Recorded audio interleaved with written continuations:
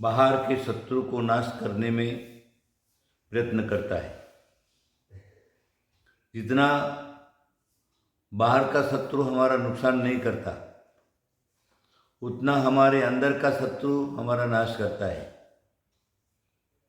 मनुष्य को सबसे ज़्यादा शत्रु और मारने वाला अगर कोई है, उसके अंदर रहने वाला अहंकार, अहंकार कह लो, घमंड कह लो, ईगो कह लो, ये जो है स्वयं का नाश करता है,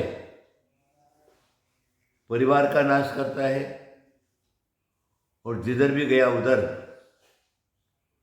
उसका नाम अच्छा नहीं रहता, उसका नाम खराब हो जाता है।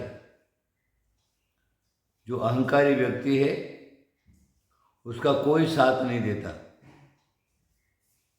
मनुष्य को हमेशा झुकना सीखना चाहिए। अहंकार घमंड से सहित होकर के सिर ऊंचा नीचे करके चलता है तो उसको कोई भी सम्मान नहीं देता।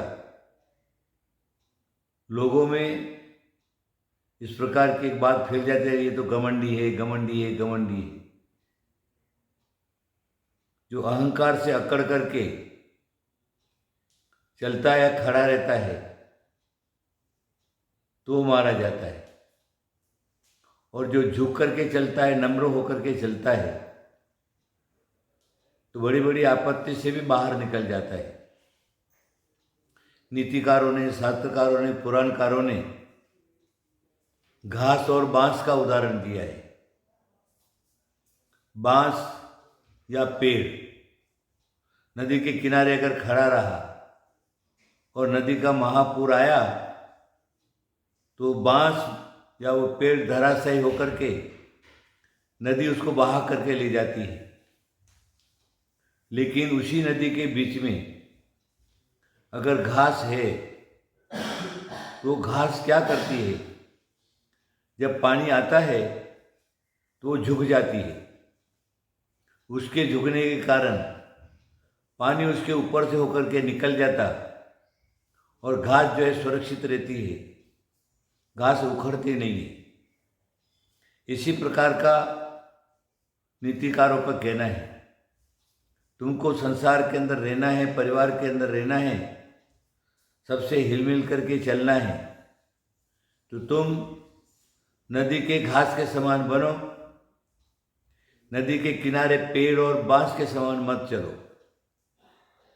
बांस के समान, पेड़ के समान रहोगे तो मर जाओगे, मिट जाओगे, और घास के समान रहोगे, स्वयं सुरक्षित रहोगे और तुम्हारी इज्जत होगी, सब लोग तुमको सम्मान देंगे, और घर में भी शांति रहेगी, राष्ट्र में शांति रहेगी, देश में शांति रहेगी, नगर में शांति रहेगी।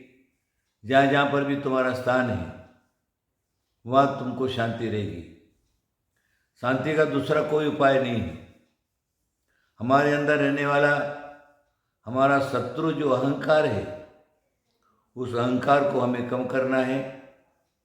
अगर हमने कम कर दिया तो हम ईश्वर तक पहुंच सकते हैं।